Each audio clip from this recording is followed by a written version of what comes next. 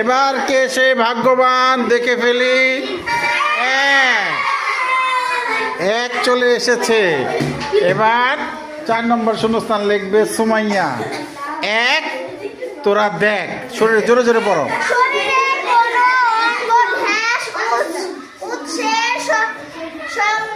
সংস্পর্শে এলে মানুষ বিদ্যুৎস্পৃষ্ট হয়। বাহ, ভালো পড়ছে। হ্যাঁ, কি হলে? বিদ্যুৎ। শরীরের কোনো অঙ্গ বিদ্যুৎ উৎসের সংস্পর্শে এলে, যেমন বিদ্যুৎ উৎস, যেমন আমরা বলি কারেন্টের তার, তাই না?